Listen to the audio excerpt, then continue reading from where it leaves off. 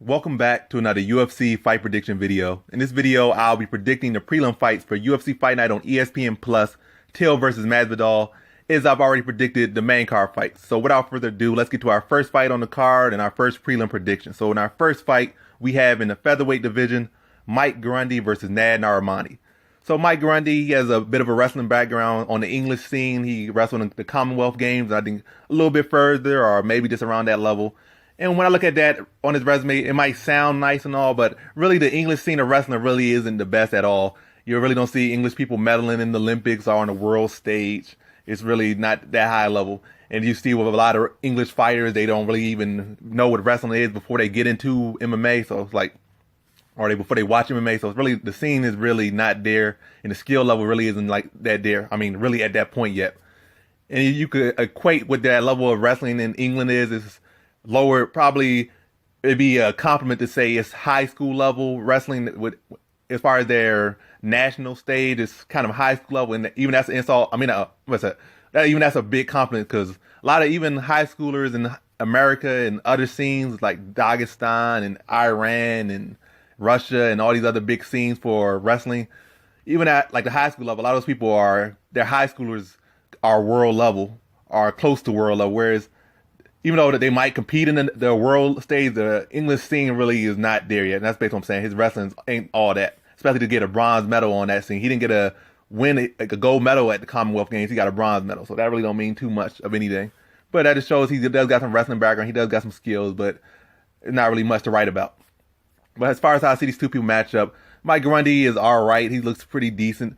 I think he hasn't fought anybody really at this level of the game yet. He has a good record. I think he only has one loss and about 13 wins. But when you look at it, most of his wins are really, all of his wins is really against poor competition, beating guys like 2-14, 8-7, and 13. I mean, like 2-13, like 4-3, some real ugly records. And like his most recent win before he got into the UFC was he beat pretty much the king of the cans outside the UFC and on his scene, the Great White Can Crusher. That was really his nickname, the Great White. But he's really just a great white can crusher, getting all these submission victories over guys who shouldn't even really be fighting, and just padded his record. I mean, the skill's probably there, but obviously he ain't that confident. He's not really stepping up that much to fight real competition. He's fighting these guys that don't really have much to give him back, and he just submitting them like they're cans they are. But as far as this fight goes, let's get to the point of this whole prediction for this fight right here. Narimani has shown that he's fought decent level, like decent competition in and outside the UFC. He didn't get pretty much cakewalked into the UFC. He fought some solid competition to get to this point. And in the UFC, he showed a well-rounded skill set, showed some good striking, showed some good transitions with his wrestling, showed some good control, and showed that he's at this level. Whereas Mike Grundy, he showed some skills, but can you really say it's at this level by the competition he's beaten? And even when I looked at some of his fights, his takedown entries are way far off. He shoots way too early. He doesn't really set up his takedowns because his striking is really not the best. So he kind of shoots from far out. And in the UFC, even if you have perfect setups to your takedown, you won't always secure these takedowns. So especially if you're shooting far out takedowns, it's not going to be as successful at this level. And Narimani showed that he can grapple. He showed that he can strike. Whereas Mike Grundy really only showed me that he can wrestle. He at least can wrestle. He could kind of grind you out a bit.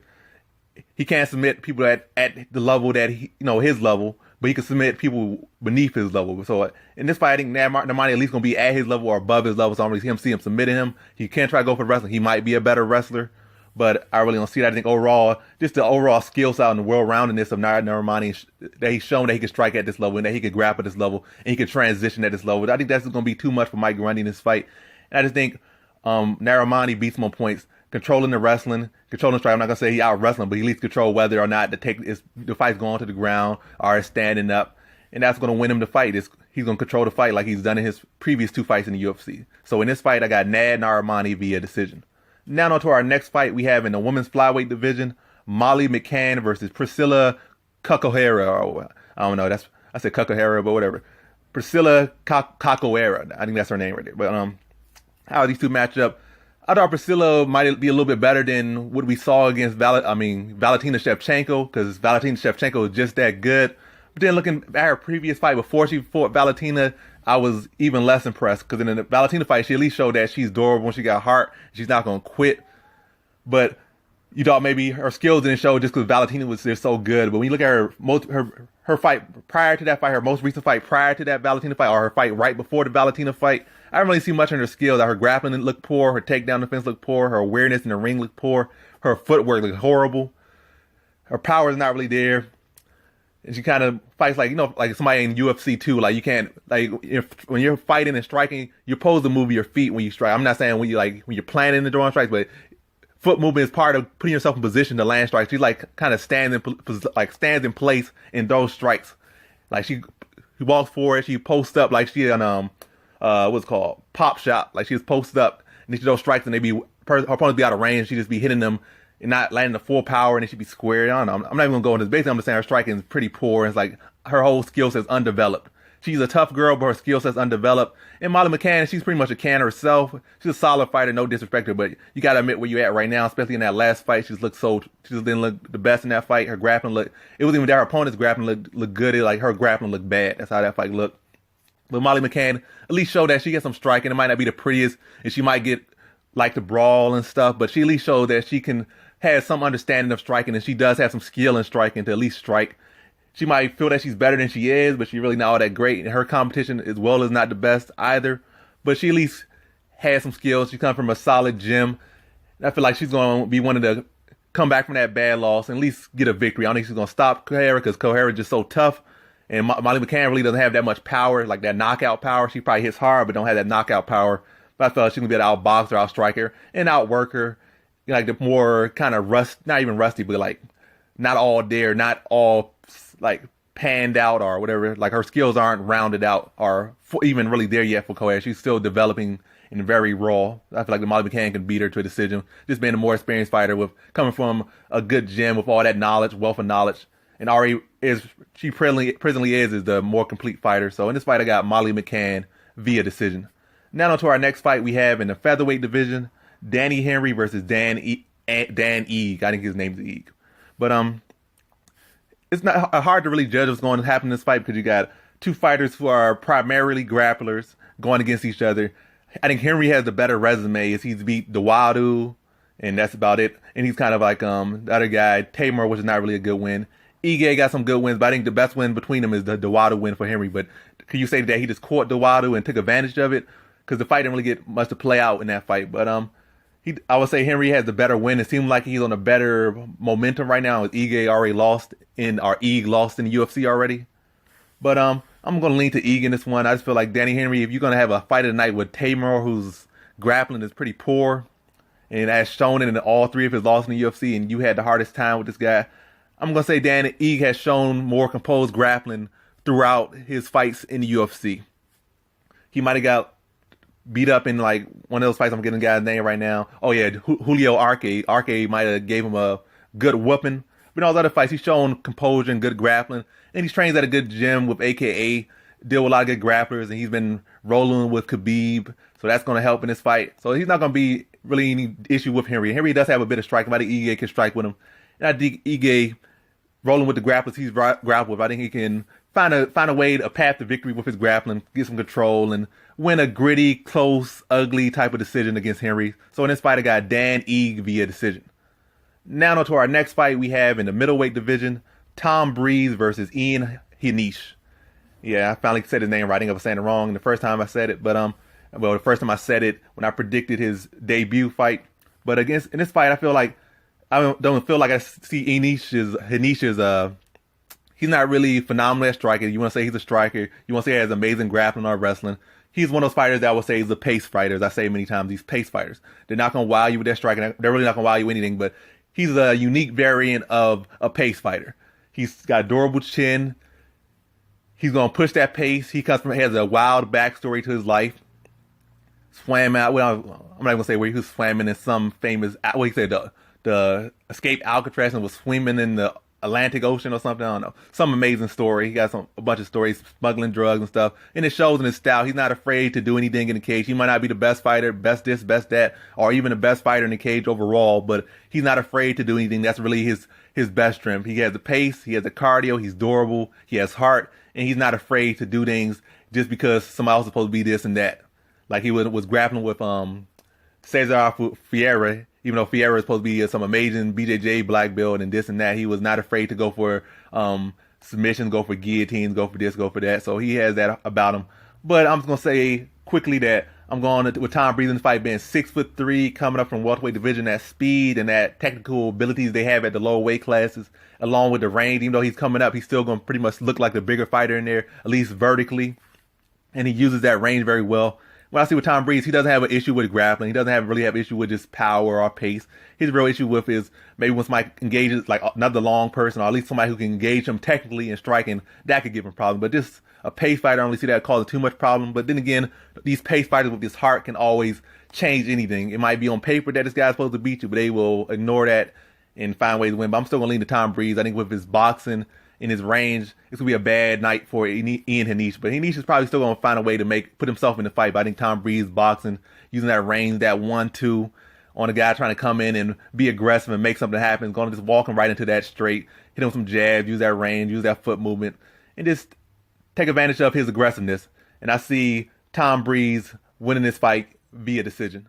Now on to our next fight we have in the light heavyweight division, Negumereanu versus Safarov. So looking at this fight, you got Nikolai, who's looking like this young prospect, 23, got a name that sounds like he comes from a country where there's a bunch of killers at and stuff, and he sounds like a solid dude. But one thing I see with a lot of these newcomers coming into UFC nowadays, and not like the old days where they had to go through a bunch of killers to get to the UFC, you're starting to see a lot of record padding in these fighters that are beating fighters well below 500 and building their record up, and then getting jousted in the UFC or given the pass to come to UFC, where in the past you had to become a champion of a regional scene and defend that belt or come through the Ultimate Fighter. Well, you still had to do that, but a lot of different avenues. But at first, the avenues used to be tougher to come to UFC for the most part, except on like short notice. But now you're seeing a lot of these guys coming to UFC and their records really aren't all that. He might be undefeated, he might be 23, but he hasn't even really beat any solid opponents yet. There's a lot of 2-14s on his record, a lot of 4-3, 3-4s, and 3-7s, and you don't see like not one solid name or solid record on his resume. His record is good, but the people he's beating records are beyond trash. Just can crushing. So he might be a solid fighter, but I'm still going to lean to the fighter that has experience and has been in there with good people. And Safarov might not have beaten those good people. When we look at his record, he actually had some better wins prior to coming to the UFC than Nikolai. He had some actual solid wins. I'm not saying they're phenomenal wins, but they're at least credible wins. We got opponents with solid records, solid resumes. Might not be UFC caliber resumes, but at least they're not 500 and below 500 records, like well below 500 records. And when Safarov fought, he came there and he fought. He was hurting Villante in that fight before he got finished. And Villante, even though he might not be no stellar fighter, he certainly has been good enough to hold his own in the UFC for a good number of years and comes from a good gym and presents a good skill set, just not the best mind for fighting. And then Tyson Pedro, another good prospect who actually has some good wins on his record and has been in the UFC and holding his own against some of the best in the world. Like, what really in this fight, I'm saying I don't really see nothing from Nikolai just yet. And this is one of the fights where you got to prove something to me or to the fans or whatever, to the UFC, to the brass, that he can hold his own in the UFC, that he can be something. But the fights so far haven't shown me anything, because you're just crushing cans, so anybody can look good against cans. Even Safarov looked good against them, and he also looked good against the people he did fight in UFC, even though those were losing efforts. But in fighting, Safarov can hold his own in the grappling with Nikolai. That thing on the feet, that aggression he brings on the feet is just something else. He just comes out there, he comes to bang. He might look like he's 50 and work at a gas station, but he's 32, which is very, very good for the heavier weight classes. And I think he's going to come out there and school the young guy in this fight. He's going to keep it, like, be able to handle and grappling with his aggression, just work the younger fighter and put him in places he hasn't been, because he's been fighting cans. I think the paces and the pressure and the volume and just that onslaught's going to be too much for him. It's going to cause Nikolai to crumble. And I see a third round finish in this fight. So in this fight, I got Safarov via third round TKO. Now to our co-prelim headliner we have in the lightweight division, Mark Diakiese versus Joseph Duffy. So Diakiese's riding a 3-fight losing streak, and Duffy's coming off a loss to James Vick. I think he took a year off or something, some good amount of time, and Diakiese riding a 3-fight losing streak. Really, their losing streaks their losses really aren't that bad as they might seem, but being on a 3-fight losing streak is never good, and getting TKO'd is never good. Diakiese lost to Jakar Close, who's a very solid prospect. He lost to Dan Hooker, who was on a real hot streak in the lightweight division, and he lost to Nasrat Hakparas, who's a killer as well. but you can't afford to lose in UFC, especially not back to back to back. That's not good.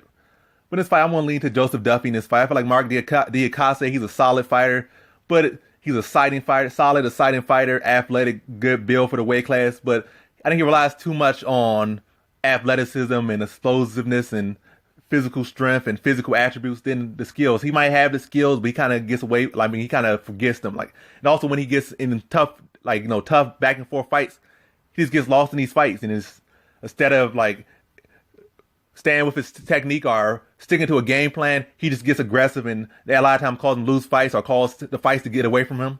And then again, going against Joseph Duffy, who's a fighter who never really who's always composed in his fights. You never really see him get off his game plan. He did get stopped by Vic, but it wasn't because he got over aggressive. Vic just caught him. He was fighting his fight the whole fight, and he never loses his composure. And Duffy has shown to be a much more well-rounded fighter as far as implementing his skills. I know Diakiese might be able to have all these skills in the gym or be this and that, or even sometimes in the cage.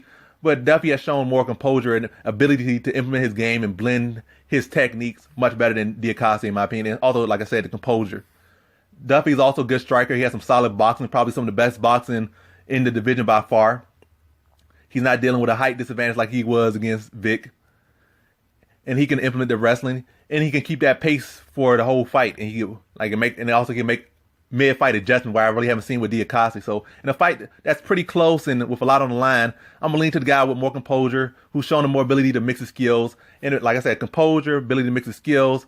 I think in the boxing wise, he can cause Diakiese problems because he had a problem with Haqparast's boxing. And Haqparast's boxing is kind of telegraphed in a way. If you're getting pieced up by a guy who's kind of drawing the same combination, you can't do nothing about what you're going to do when the guy's hitting you with a bunch of different combinations that you really aren't prepared for. I mean, Duffy might not be as aggressive as Haqparast, but he's going to be doing much more stuff on the feet and presenting much more different angles, much more different looks than you're going to have to deal with. But really, in this fight, I already said why I'm leaning to Duffy in this fight. I don't think he's going to finish him, but I think he gives him another throttling to a decision, just being the more composed fighter there and blending his arts together and maintaining that composure in the difficult parts of this fight where you're going to need that composure to edge the fight and win a decision. So in this fight, I'm going with Joseph Duffy via decision. Now on to our prelim headliner. We have in the featherweight division, Arnold Allen versus Jordan Rinaldi. So looking at this fight, you had Arnold Allen, who was looking like a hot prospect. He's still a hot prospect in the featherweight division, but his star kind of dulled a bit in his last fight against Masvidal. Before that fight, you saw him as a guy, he has the striking, he has the full package, he has the grappling, he has all of that, the composure and all that stuff in the fight. And he still did show that a bit in that Masvidal victory where he was getting dominated for most of that fight until the very end when he was able to sink in that submission. But it did show that his wrestling defense and all that, he needs some working with his wrestling. And maybe his overall game isn't like his striking didn't look all that impressive either in that fight. So he was looking pretty solid up until that fight. But in that fight, it showed that he still has a lot of room for improvement. And then we got on the other end, Jordan Rinaldi, who seemed like his MMA career or his UFC career in particular wasn't going to be that good. Like he was going to be in and out of UFC and never seen again. But then with his featherweight, his drop in the featherweight and maybe a couple wins up at lightweight, you kind of saw the potential in him and that he can actually make a run in the featherweight division. And then when you even look at his loss in the UFC, they aren't bad losses. I think he lost his UFC debut to Abel Trujillo, who at that time was already a veteran with a solid skill set in both striking and wrestling. As a matter of fact, the wrestling been a big part of that. Been saying that he could wrestle with a wrestler in Rinaldi, and also he had a striking in that experience that could cause Rinaldi a lot of problems. So that was not the worst loss to have, but it looked kind of bad at the time, especially over time as Trujillo kind of fell off a bit. And then his next loss is to Gregor Gillespie, who was looking like a killer in the lightweight division, NCAA champion, and just running through everybody in that division right now that he's facing. So two not so bad losses against actual credible wrestlers and people with really solid resumes, especially Gregor Gillespie. That really not even a bad loss at all right now, and seeing how good Gregor Gillespie is and that he's doing that to literally everybody he's fighting, especially even fighters that are much higher up in the rankings or actually ranked in the weight class. But to get to the point, with Jordan Rinaldi, he has the wrestling that I can see cause Arnold Allen some trouble, just like he caused trouble against Masvidal. And I would say Rinaldi might even, I'm not going to say might even, he is a better wrestler than Masvidal. And he's a bigger fighter coming down from the lightweight weight class. And I think this weight class actually suits him better. So it's not like he's going to give up too much cardio or too much strength. It's actually a perfect fit. So he's big for the weight class. He can wrestle. He can carry that pace the whole fight. And he already had some good striking. He already had some solid grappling game. So I think he's can pose a significant threat to Arnold Allen. I think that's what's going to happen. I think he's going to challenge him in the wrestling again. If Arnold Allen didn't really go back and make some serious changes or some serious fixes to his grappling, his wrestling defense, then I think it's going to be a bad night for him. And I think that's pretty much what's going to happen. Even if he did change it, I think it's not going to be enough time to really make a full revamp or a revision or improvement on that area. I think Rinaldi's going to wrestle him, take him down, make it a smothering night for him. Arnold Allen will have some time on the feet. But I think Rinaldi it's gonna be a smother fest in this fight. I think he's gonna keep taking him down, grinding on him, never really give him the room to strike, mixing some of his own strikes and set up takedowns, and just grind him out to decision. So in this fight, I got Jordan Rinaldi via decision. And that concludes my predictions for the prelims of UFC Fight Night on ESPN Plus, Till versus Masvidal. Thanks for watching. Like, comment, and subscribe, and come back for more videos. Peace.